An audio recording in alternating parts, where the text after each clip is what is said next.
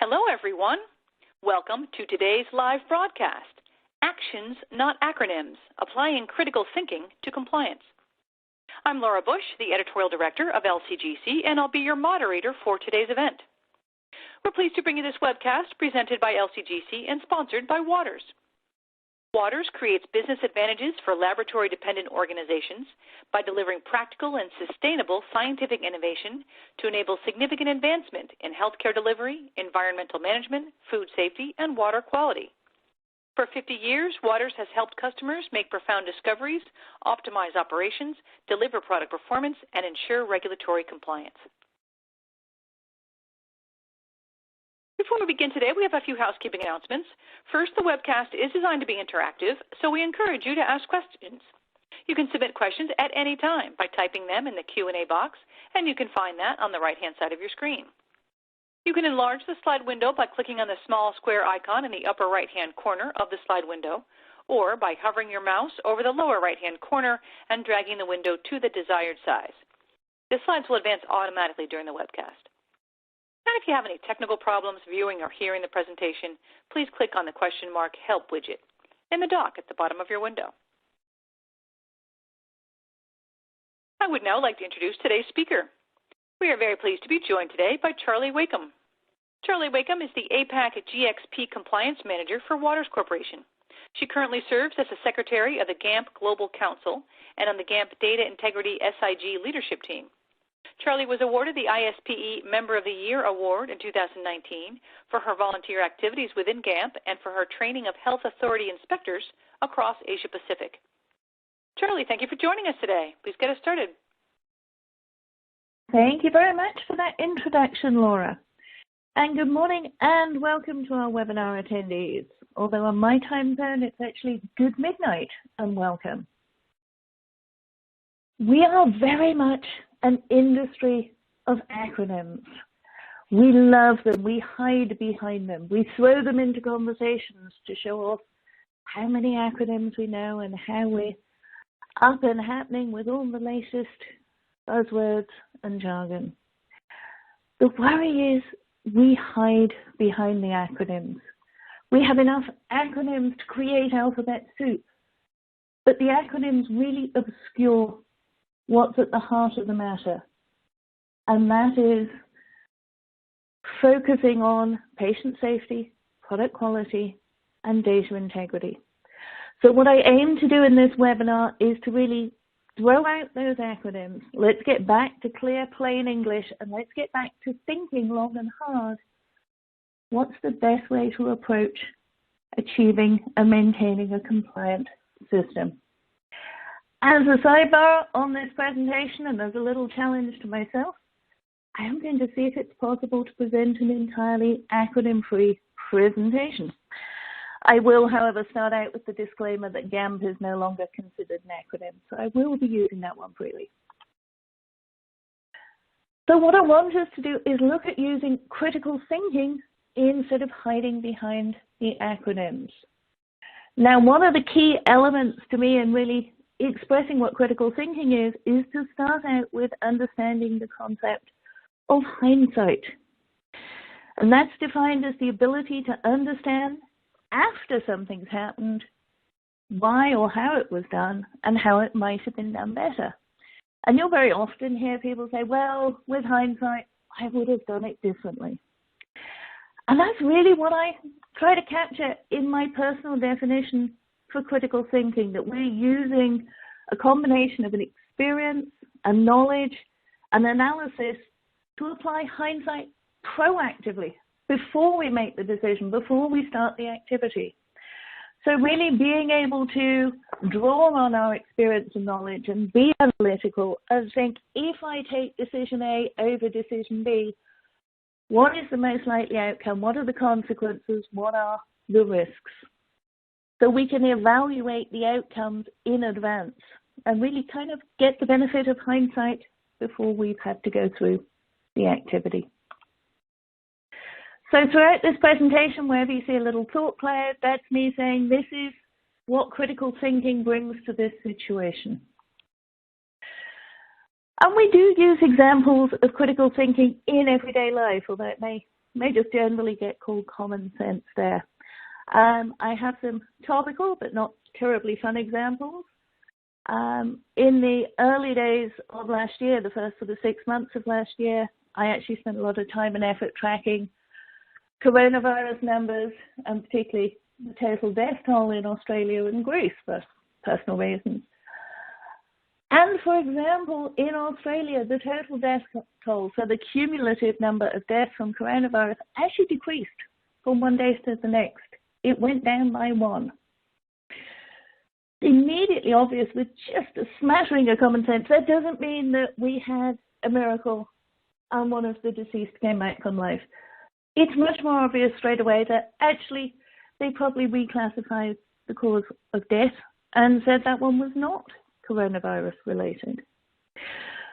There was a similar blip on the graph for Greece where, although the death toll did keep rising, there were never any deaths at the weekend. Now, it would be lovely to say nobody dies at the weekends. What it actually means is in Greece, they did not update their numbers till the Monday. So just applying some really obvious common sense, we can cut through and get to the heart of the matter and work out a more likely scenario. And that to me is a lot about critical thinking. And that's what I want to drive through this presentation. I want to show how we can bring in some common sense. We can apply some critical thinking to achieve compliance, because compliance is not something that just happens. Sadly, it's never going to just happen. We have to actively work at it. So we're going to need to start out with selecting the right system. Having done that, we need to install and configure that system to suit the intended use, and then validate for that intended use. In operational life, we need to make sure the system operates in compliance continuously, and we need to protect the data that's generated in the system from the moment of its creation to the end of its mandated retention period. So to start out, I would like to focus in on thinking about the right system. And immediately when we think about the system, we have to think about the vendor as well. It's really unlikely you're ever going to get a great system from a terrible vendor. You might get a terrible system from a great vendor because, mistakes happen sometimes. But what you're really looking to do is find a great system provided by a great vendor, somebody you can trust and work with. When you're selecting the system, there's really 4 main areas that you want to be thinking about. How will that system fit your needs? How will it fit with your intended use? Is the system capable of connecting to the instruments and to the upstream and downstream systems that you need it to connect to ensure data integrity and efficient operation? How does the system ensure compliance? Is it cumbersome? Is it inefficient? Are there extra steps and activities that could be missed? Or is it seamless within the workflow of the system? And then finally, what support is available from the vendor, and can you rely on that support? So starting out, first of all, with fit. And I've got here the world's simplest laboratory workflow. It's just some triangles and circles. Imagine whatever workflow you are familiar with. When we talk about does the system fit our workflow, it's possible we find a system that fits exceedingly well for part of the workflow, but the system only supports that part of the workflow. A little critical thinking immediately tells us, well, that means we're going to have at least one more computerized system to support the rest of the workflow. And let's be honest, computerized systems are not free, and they take significant investment of time and money and resource to implement them, configure them, validate them, manage them, maintain them. So the more computerized systems you're bringing in, the more cost and complexity you are bringing in. So for that reason, if the system can't support all the workflow you need, that's not the right system for you. It's possible you can find a system that does support the whole workflow, but it doesn't do a particular task or activity the way you want it to. And if that's critical to you, then fundamentally, that system does not meet your intended use.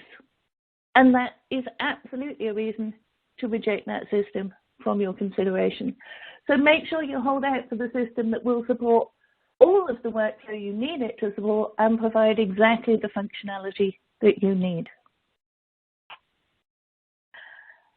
The next area is connectivity. And in the context of a chromatography data system, it's really important to maximize the instruments that can be connected to the system. So with an Empower chromatography data system, it is capable of connecting to and controlling instruments from all of these vendors. What that means is you have just one computerized system to implement, validate, and maintain. It makes it much easier on your users because they're getting trained in just one application. They're going to use just that one application day to day to control those instruments, to acquire and process data from those instruments. Having all our data stored centrally in our single system means all that data is available in the same place, in the same format, so it's really easy to do trending and analytics to understand, is our process in control? And again, with the centralized data, it means we have only one location. We have the Empower server where we need to back up the data. And we know if we back up the data from the Empower server, we've got all the data from those systems. In the event of a disaster, we only need to restore from that one backup set. We're not trying to restore multiple systems. And it's not just about connecting instruments. From the point of view of data integrity, as much as possible, we want to be removing manual transcription and replacing it with automated interfaces. So in the case of Empower, for example, there was an add-on called the Sample Weight Importer, which will read your sample weights in directly from your connected serial interfaced balance. No longer are you writing the sample weight down. No longer are you then typing it in to your samples. It's read directly into the field where Empower needs it. You have removed so much data integrity risk. And similarly, thinking about passing the results upwards to higher level systems. If Empower can interface directly to New Genesis and then onto your higher level systems. Again, removing the possibility of transcription errors. So what about compliance? And we're back to the symbolic workflow. Some systems may put in extra steps and activities that you need to do to operate in compliance. This is introducing inefficiency in your process. Inefficiency costs you time and money. It's also increasing your risks, because if it's an extra step, it could get missed, it could get done incorrectly. It is far better when you're looking at system to really understand how does that system provide and enforce the technical controls for data integrity. If the compliance activities are built into the workflow of the system, if they're built into the regular system functionality, if they are configurable at a granular level to meet exactly your intended workflow, then you're in a much happier situation where compliance is just happening. Your analysts are not having to separately think, oh, and I need to be compliant. It's just all driven by the system. So then thinking about support, thinking about the vendor and what support they can offer. You're potentially embarking on a very long-term partnership, from the original installation of the system, through the qualification of the system, the configuration, the computerized system validation, the training of your users, the instrument qualification for your connected instruments, ongoing into the operational life, preventive maintenance, troubleshooting, technical support. You'll need to think about system upgrades to stay current, instrument updates. This is a very long-term partnership, so you want to be sure that vendor can provide exactly what you need in terms of support, and that vendor has a strong understanding of data integrity and compliance and the impact that they can have on your data lifecycle and the validated state of your system. And it's become increasingly important over the last 12 months or so to think about remote support situations.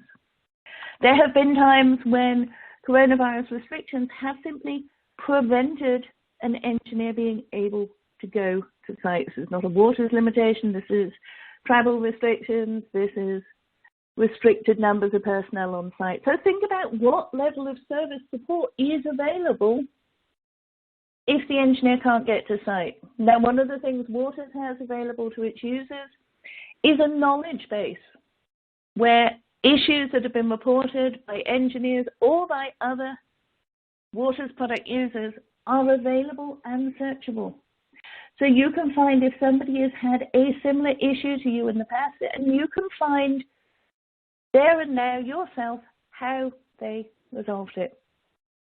So you don't need the engineer to come to site. You don't even need the engineer to phone you. You're able to do self-service, get the answer straight away, solve the problem for yourself. Now, of course, that doesn't apply in every situation. There will be times when a remote connection is needed.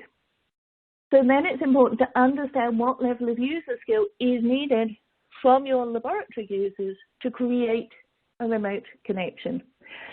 Your lab users may be superb scientists. They are not necessarily computer boffins. So let's make sure it's fairly simple to create a remote connection. And let's think about the risks and permutations around a remote connection. This is a story from back in February. Outside of our industry, it's a water treatment plant in Florida. Some of the staff had been working remotely from off-site. They've been using the TeamViewer application to get a connection into the plant control system, perform their routine activities. It seems one of the staff kind of finished their work, finished their shift, but left the TeamViewer connection active. And a hacker managed to get in, take control of that TeamViewer connection, and started trying to dump high levels of sodium hydroxide into the water supply. Now, in this case, one of the on-site staff noticed the connection was still active, noticed this very strange behavior, and the attempt was thwarted. But be aware, this can happen. So when you are thinking about remote connections, be very clear. Who can connect? It needs to be somebody at the regulated company who is initiating that connection. When the engineer has finished their task, need to make sure the engineer logs off and the remote connection is terminated. If we take TeamViewer as an example, once the TeamViewer connection has been closed, the one-time password that the engineer was using will not work if you reopen the connection. So think about managing the risks around remote connection. It's a great solution to being able to provide support in difficult times. Make sure you're in control of it. So hopefully at this point you've now selected the right system. You're confident your vendor will be there for you. Now it is time to install and configure for intended use. And that's really the heart of everything you're going to do. What is the intended use of the system? What part of your process are you using it with? Are you using it with regulated data? Consider carefully, can any of that data in the system impact product quality and patient safety? And through this whole process, that's going to be at the forefront of our critical thinking. Can we impact patient safety and product quality? And when it comes to configuring the system, we're thinking about segregation of duties, we're thinking about least privileges. We want the system to be compliant without anybody taking any special activities. And a lot of that compliance is going to come from how you configure the system to suit your intended use. So let's look at it just through the lens of user types, user privileges, who can do what. User privileges really come in a broad spectrum from very low risk and essential activities. So for example, being able to run samples, part of everyday routine use for the analyst, they're absolutely going to need that privilege. You may like to have a slightly more experienced, higher seniority person who is able to edit methods. That could be your scientist. As long as we are talking about people with direct interest in the data, and that would be your lab users, but also personnel from operations, from quality, we need to be thinking about how are we securing the data? How are we reducing or eliminating the risk of data integrity issues, data falsification, data manipulation? You may say, well, maybe the lab manager can have the privilege to create new project folders to store data in. That's great, but they don't need to run samples. That's not part of their routine use. Give them just the privileges they need. At the other end of the spectrum, we have the high-risk activities, and these are normally part of the administrator role, and that should be assigned to somebody who has no direct interest in the data. They have no motivation to change failing results to passing results or to delete failing results. And that is generally going to come from your information technologies or business technologies departments. And they need to have, even though they have no direct interest in the data, they do need to have an understanding of good manufacturing practices and compliance and how the application works, so that they understand how to manage the application, and they're not just going to delete data because an analyst walked up and asked them to. They need to understand the implications of their role. So that was a quick look at installing and configuring. Now let's focus in on validation. And validation is absolutely a journey. There are waypoints we need to go through. We have an intended destination, and that is that our system is validated as fit for intended use. But that is not the end of the journey, because all the way through the operational life, we will need to be maintaining that validated state. But we can't start the journey without critical thinking. We need to know what we're trying to achieve. So we need an understanding of the business process or the workflow. What is the scale? What is the complexity? What is it this system needs to support? What do you want the system to do for you? We need knowledge of the intended use of the system. I've said several times, we are validating for intended use. We don't know if we've succeeded in our validation if we don't know what the intended use is. We have no clear target to aim for or to measure against. And we need to understand what decisions will be made on the data that's created, processed, stored, reported, reviewed in this system. If you're perhaps early stage discovery in an R&D lab, maybe it can be quite fluid and flexible how the data is managed. But if we are talking about a quality control lab where we are making quality critical decisions, then the route for the data has to be absolutely robust, reliable, consistent, with no room for ambiguity. And all the way through this process, we need to think.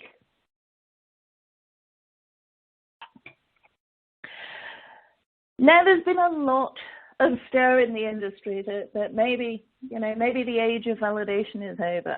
And I cringe every time I hear that, frankly.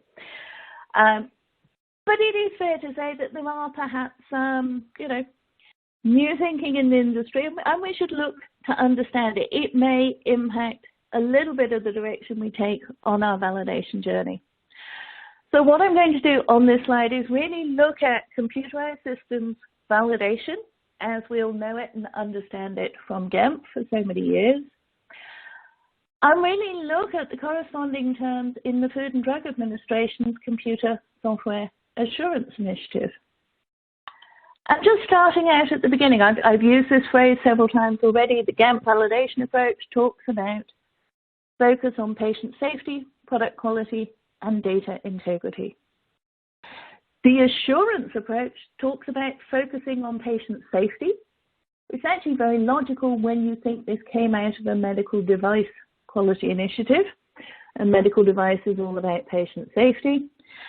But it really does imply that product quality and data integrity are inherent parts of that patient safety. So I'm going to say from that point of view, the concepts really align very well. GAMP, of course, 2008, a risk-based approach to computerized system validation, talks very strongly about scaling your test rigor based on an assigned risk priority. And the risk priority comes from the severity, the occurrence, and the detection before harm occurs, combined together to give us an overall risk priority for each function. If we look to the assurance approach, it does talk about scaling test rigor, so we're very aligned there. But it also says you can scale your documentation formality as well. So you can vary the amount of detail in your test protocols. And we vary these based on product impact. So slightly different terminology and this additional consideration that as well as scaling how much and how rigorously we test, we can also scale how formally and in what detail we document that testing. Similar, but not identical. Some different terms. They are both very clear and very aligned that it is absolutely essential to leverage the supplier development lifecycle. And they are both also very clear that it needs skilled practitioners and critical thinking to succeed with either of these approaches.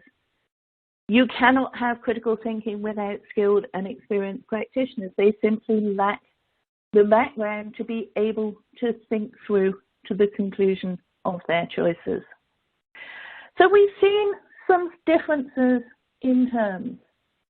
You know what? There's other differences in terms. We maybe don't get so hung up on them. Just in everyday life, we often use slightly different terms for things. Using different terms doesn't mean we're talking about different objects. It doesn't mean we're doing different activities. And this really came out very clearly when we were preparing the GAMP Data Integrity by Design Guide. This was published in October 2020. And we were very fortunate to have a special appendix that was written by the industry computer software assurance team that took part in the pilot of the computer software assurance approach and had input to the Food and Drug Administration's drafting of the guidance on this subject. And working with the members of those teams, we very quickly identified huge areas of commonality in the approach. And they actually positioned computer software assurance as a reinforcement of GAMP principles and reminded us that quality should be the primary focus, not documentation. It's where the concept of scaling the documentation formality comes in, because despite what some people may think, documentation is not the same thing as quality. It's not even necessarily an indicator of quality. So both computerized system validation and computer software assurance are heavily focused on risk, and this is something we are very familiar with, but maybe hasn't always been done as well as it could be. We need to look at the life cycle of the computerized system, and we need to think about the business process that it is supporting, because very often the business process is going to determine the potential impact of the system, and we need to think about the data life cycle, and we need to think about the inputs to our system, and the inputs to our system and to our validation are the user requirements, so what the system needs to do functionally to be of use in the business process, and the regulatory requirements, so what it must do, what it must provide, what it must control to be operated in compliance with good manufacturing practices. And we are going to assess those requirements for their impact on patient safety, product quality, and data integrity. And we really have three options for controls to mitigate any risks. But not all controls are created equal. We have controls of varying effectiveness. So if I take the example of wanting to prevent any deletion of data, if our system has a technical control so that we can make sure nobody in the lab has the privilege to delete data, and we validate that technical control, we can be very sure nobody in the lab is deleting data because there's a technical control that absolutely prevents it. We can train all our laboratory users about the importance of data integrity and maintaining complete data, and correspondingly why deleting data would be a terrible thing to do and could potentially cause harm to the end patient. And then finally, in procedural controls, we could write a line in the routine operating procedure that says you must not delete data, which is really the weakest of all of the controls because it's more or less optional if they choose to follow it or not. So when we are thinking about the risks, and we are going to use critical thinking when we are identifying and assessing our risks and planning our mitigations, we need to think about the different risks that could be impacting us. So first of all, risks linked to the chosen solution. How do you plan to do something? If the requirement is to get from one side to the other of a river canyon, these are two extremes. On the left, we have a man balanced on a rope. This is the high-risk solution. This is, we're going to do lots of manual recording and manually typing data in, and then the system processes and generates a result, and we write that down and we take it to the next system. And that is our high-risk solution because we're not interfaced. On the right, we have the only option I'd use to cross the river, and that is a nice, strong, solid, well-built bridge with a big broad roadway and lots of handrails and safety features. This is your fully validated, fully interfaced system that you can trust reliably and is inherently the lower risk solution. We have risks linked to vendor quality. So if the requirement here was that this bridge must have rope handrails and a wooden walkway, both of these solutions meet those requirements. The only way you would know in advance which one is being delivered is to go and do your vendor assessment and use critical thinking to really evaluate the vendor's quality management system, the rigor of their development testing, how well their development process is controlled, how do they manage software upgrades, do they do regression testing, etc. So I can't emphasize strongly enough, make sure the vendor assessment is happening. And then finally, we have risks inherent to the process. So it is in the nature of a bridge that it may be subject to high winds, strong tides and waves, possibly even flooding. If we are talking about a system in a quality control lab being used for product release decisions, it is inherent in that system that the severity of harm is high because it has the potential to result in us releasing substandard or contaminated product. I'm not going to go further into validation. I think the concept and practices of validation are well understood. We just need to reinforce understanding, working with the risks, really leveraging it to the maximum and applying critical thinking through that risk-based approach. GAMP5, many other of my presentations are all out there if you're interested in the mechanics of computerized system validation. So now we have a validated system. What do we need to consider when we are operating in compliance? And we absolutely must take a holistic approach to compliance. And you can see here that the people, process, technology really map to the procedural, behavioral and technical controls that we were talking about in our risk mitigation. So from a people point of view, we need a culture of operational excellence throughout the organization.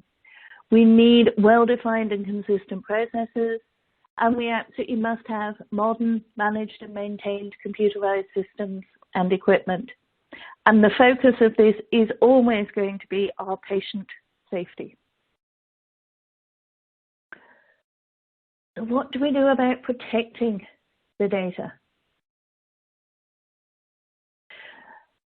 There are so many elements around protecting the data, about making sure your data is durable, and many of them are overlooked or neglected. So I want to work through them here. So first and foremost, I really hope you are working with a server, that you do not have data stored on a local workstation where the hard drive is potentially vulnerable to damage or unauthorized access.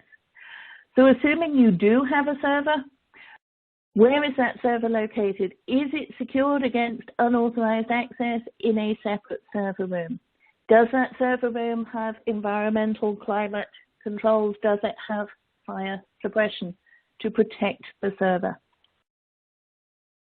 Of course, if all your data is stored on one server, you do need to consider what happens if something goes wrong with that. So you need to be running backups of the data from the server.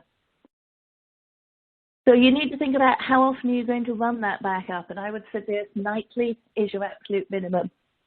You do not want to leave your backup data set on the server, because if the server goes, you've lost your original and your backup data. So where are you going to store it? And do you have a clear procedure defining how the backup is managed, how you check it ran? And moving on to, how would you restore the data? You don't want to wait until you have had some catastrophic data loss and then you try to figure out how to restore the data. Make sure you do trial restores. So taking the most recent data backup set and restoring it. Do not restore it into the original server. If anything goes wrong in the restoration process, you have potentially corrupted your original regulated data. So restore either into a secondary server or perhaps a virtual machine. Make sure you document the restore process. Make sure you document the testing and update your procedure if there are any changes needed as a result of your trial restore. The next level up really in protection is your disaster recovery plan. Is there a disaster recovery plan available for each of your critical systems? Have you tested it?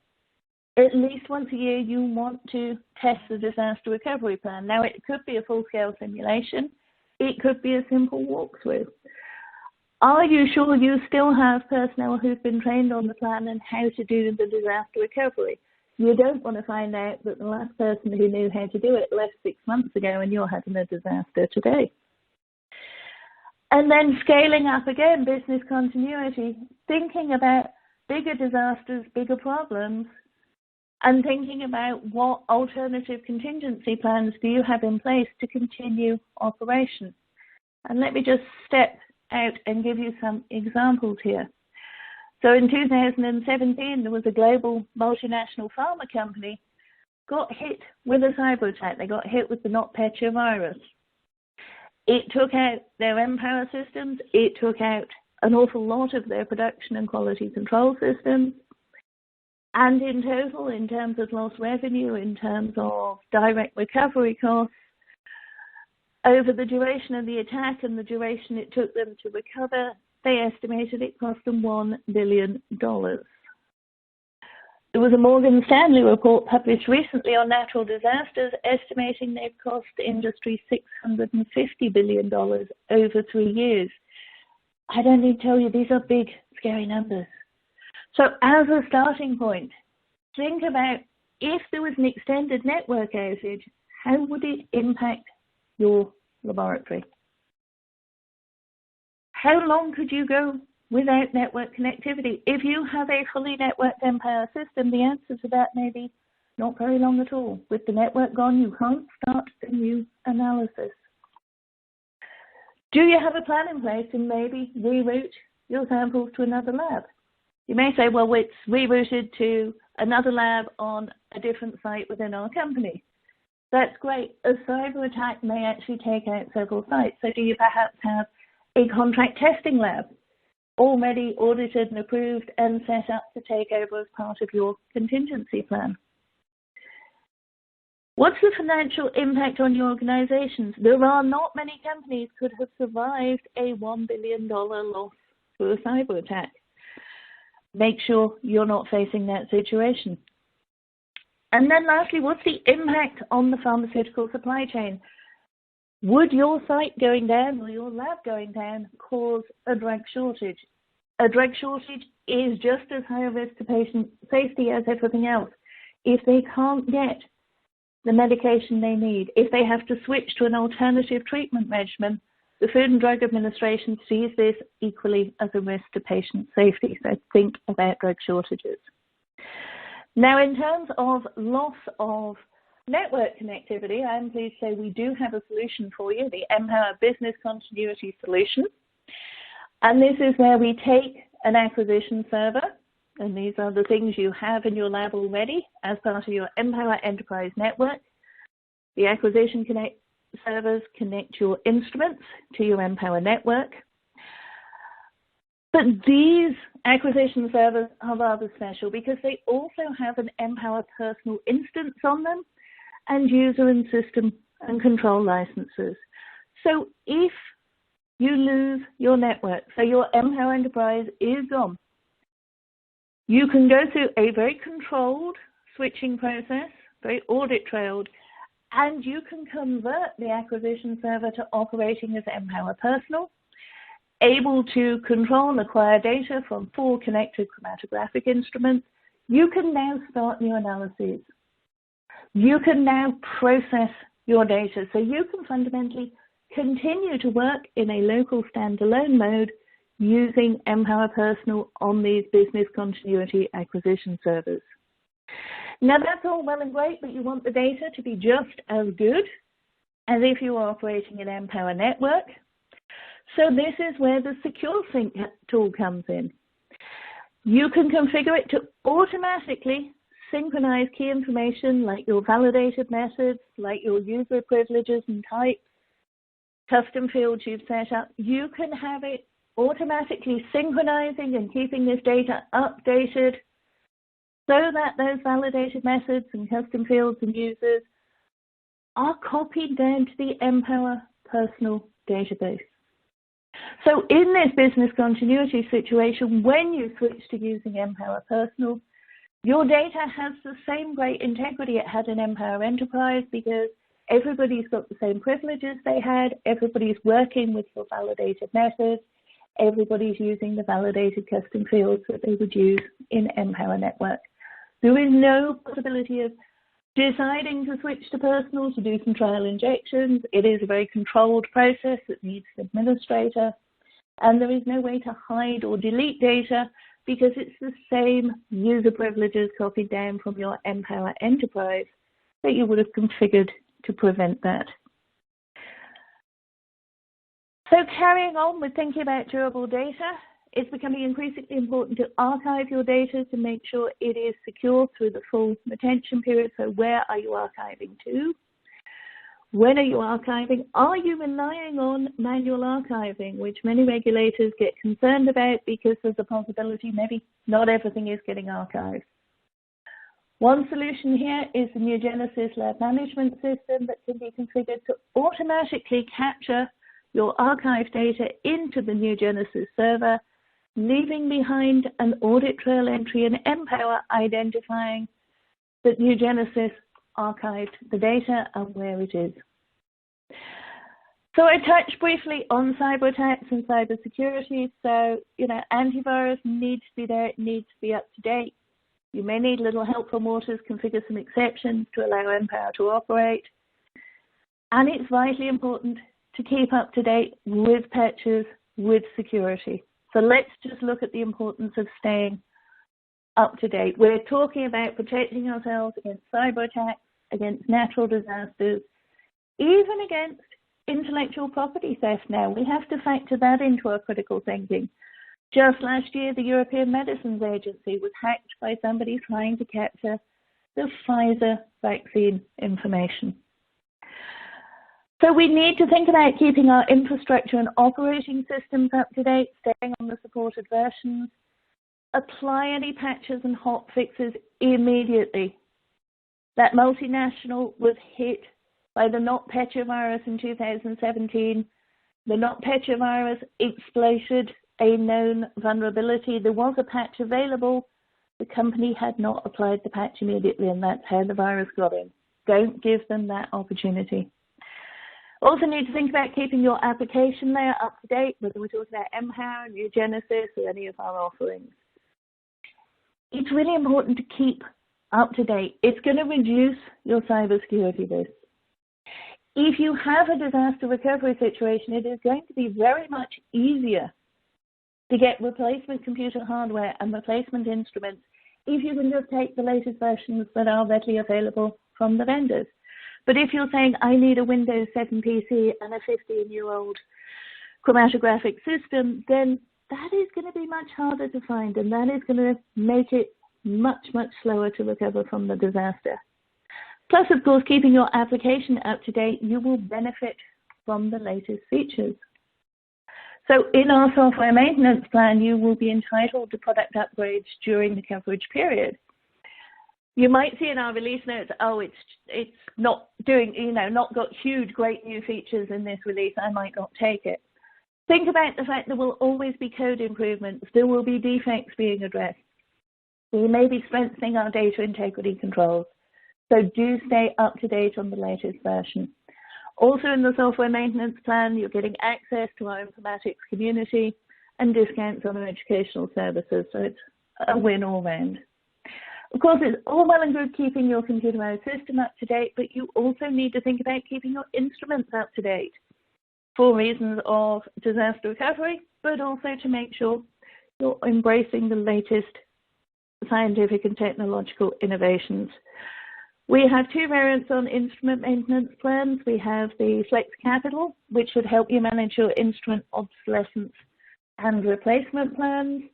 And we also have Flex Choice as a service plan, where you can choose exactly what is needed to suit you, your lab, your instruments, and your budget. So what I hope I've demonstrated through this presentation, and it's a lot to cover in 45 minutes, I'll be honest. If you use critical thinking throughout, you can really cut to the heart of the matter and build compliance into the process by choosing the right system, by configuring it right, by validating it for intended use, by ensuring it's being operated in compliance with your data protected from creation to the last day of its mandated retention period. My takeaway message to you is don't get so hung up on one small part of the process or one individual system that you miss the bigger picture, because you might think you know what's happening and you might think your process is fairly free of data integrity risks and weaknesses. But very often, if you look into the bigger picture, you'll see there's far more there than you had first thought. And there may be a lot more risks and controls that you need to address. Thank you for taking the time out of your day to listen to this webinar. It will be available on demand in the future. And if you're not already connected to me on LinkedIn, please feel free to scan the QR code. I do post about regulatory updates and industry news. I'll turn it over to you now, Laura. Thank you very much, Charlie, for that excellent and very informative presentation. That was a lot of great information. As a reminder to everyone in the audience, we're about to begin the question and answer period. So if you would like to submit a question, you can do that by typing it in the Q&A box, and you can find that on the right-hand side of your screen, of your presentation window. All right, so we've been having a few questions come in, so let's take a look at those and starting with those. So here's one, Charlie. Is it preferable to use a validated CDS for final calculations or to go on through a validated Excel file? That's a great question. Thank you, Laura. So, as ever, it's never an immediate yes or no. If you keep the data in the chromatography data system, maybe using custom fields, and you validate those custom fields, and you validated the wider system, there are some huge advantages because it's the same user accounts, it's the same data. The data is in a relational database. You can see exactly where that data came from. You can look into the audit trail of how that result was generated. You can look at any changes to the custom field calculation. So you really can see the whole history at a glance in the one system. A validated Excel file is not automatically bad. It potentially has some weaknesses. So great, you validated it. Credit for doing that. But is it just regular Excel? And you've validated the formulas in it? Because if it's regular Excel, your data is not attributable. You've got no audit trail. You've got no login. If, however, it's a validated Excel file embedded, for example, in your Genesis laboratory management system, then you've got all those controls in place. You've got the audit trail, and you can even be capturing the data electronically through a validated interface from the chromatography data system. So if you have a validated Excel file in that situation, in New Genesis, with electronic transfer from Empower, then either one is just as good. But if you're talking about Excel as a standalone, how are you getting the data there? How can you be sure it's all the data? How do you sure it's not corrupted? You've no record of who changed anything because there's no audit trail. There's just too many data integrity risks around using an Excel file, even if you validated it, without all the additional controls that New Genesis would bring. So in that situation, I would say keep your calculations in Empower. Thanks, Charlie. Here's another question. Are the regulators okay with remote service access to a system like Empower? So, I mean, the regulators have been through the same trials and tribulations that we have in the last, 12, 16 months with travel restrictions and limited access. So, taking a pragmatic approach, and obviously I've not had the opportunity to ask the regulator this personally, but looking at it pragmatically, they got two choices. We can fix stuff remotely, or we can not fix stuff, in which case we're back to we can't continue to operate, we can't continue to analyze, we're potentially creating a drug shortage situation. That said, it is important to use critical thinking to consider any risks that are unique to remote access. So if we think about an on-site visit, the engineer is going to get checked at the gate, your security gate to your site to check, yes, your waters, yes, you're expected on-site. Remote access, it needs to be the regulated company that provides the remote connection access code, whether it's TeamViewer or whatever, by phone or email to the engineer. The outcome's really the same. You're checking the engineer's identity, and only the verified engineer can access the site or computer. Kind of the same when the engineer gets on site. He can't do anything in Empower without a valid username and password, whether he's sitting in front of that Empower client or whether he's used the TeamViewer or other remote connection to get there. Same thing, they've got to have a valid Empower account. Anything they do in Empower is going to be fully audit trailed. At the end of the activity, on site, the engineer would physically leave the site. Remote access, the regulated company needs to make sure they end the remote connection session. Same outcome. The engineer can no longer access the site or computer at the end of the activity. So as long as the customer is initiating that remote connection and closes it after use, I really don't see an increased risk there. You're taking all the same precautions, you're just doing them in a slightly different way. So here's a question that's sort of related, but we've seen regulators calling out the use of standalone computers in warning letters. Why is it okay to use Empower Personal in a business continuity situation? Okay, and it's a good point. I said myself in the presentation, workstations can be a risk because that hard drive is vulnerable. So it's not that an Empower Personal workstation is automatically less good on data integrity. It has all the same built-in Empower audit trails and data integrity controls as Empower Enterprise. I mentioned with the Secure Sync tool, the Empower Personal will have the same users, user types, approved methods, custom fields as the Enterprise system. But yes, it is going to be fundamentally sitting on a bench with a hard drive in it. What's the alternative? Well, we can stop testing. no more analysis, no more product release. Right back into that drug shortage situation. So the really important thing to do to mitigate the risk, and it is, it's a much lesser risk than having to stop and have drug shortages. So the important thing to do to mitigate the risk is to make sure that when you are operating in continuity mode, so when it is Empower Personal, you need to be running at least nightly backups from that acquisition server hard drive to make sure you cannot lose data if there is any disaster or loss on that hard drive on the acquisition server. How do we implement critical thinking in our organization? I like that question. It's better than I got asked once, which is how do we put critical thinking into our standard operating procedures? And it was like, it's not just a step. It really is a cultural shift. It's recognizing that you need people with the right combination of skills and experience to be able to apply critical thinking. Some people are naturally, I think, more inclined towards critical thinking, and that's very often the more sort of scientific community where it becomes automatic to be analytical in the thinking, and it's only a small step from analytical thinking to critical thinking.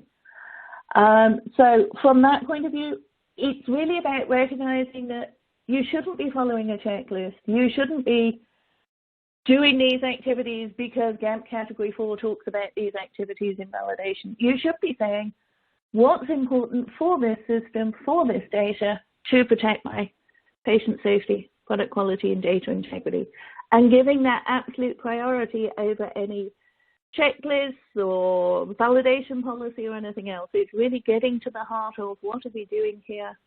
We are trying to protect our end patients. But you do need a management level of support to really get the critical thinking in there, to really make sure you've got the skilled and experienced practitioners and subject matter experts, not just in validation, but also in computer management, in quality, all of these areas. It's not specific just to validation. Do we have to review and print all audit trails for each lot release of finished product?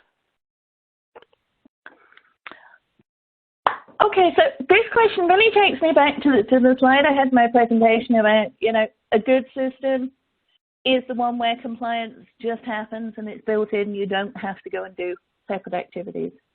And having to go and print out the audit trail is definitely a separate activity that people worry they need to do for compliance. Now, first of all, printing out an audit trail is probably the worst possible way to review it, because you're going to get something that's like a giant table of hundreds of rows.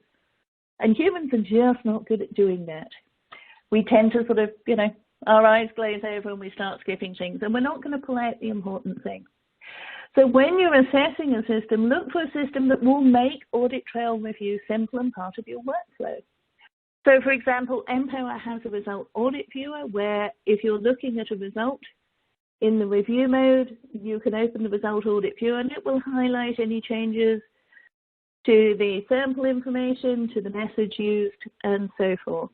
You can actually go a step further with Empower and you can actually use custom fields and the power of the Oracle database to set up exception reporting. So it will highlight to you any samples where there's perhaps been, some changes that could represent a data integrity issue.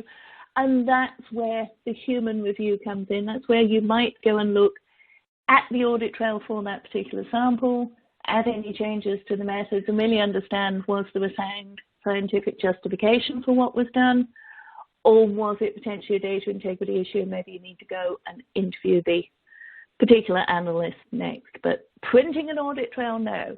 Reviewing it, absolutely.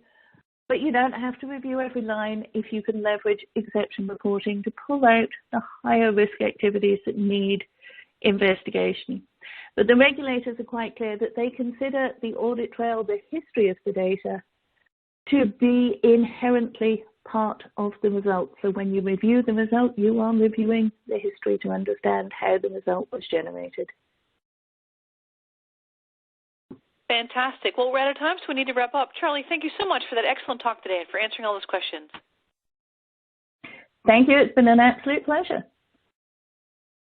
I also want to thank everyone in the audience for attending and participating in our event today, and I'd like to thank our sponsor, Waters, for making today's webcast possible. We would like to ask everyone in the audience to participate in a brief survey from our sponsor, and you can find that on the right-hand side of your screen. You'll receive an email alerting you when this webcast is available for replay. We invite you to forward that announcement to your colleagues who might have missed today's live event. We hope to see you all next time. Goodbye.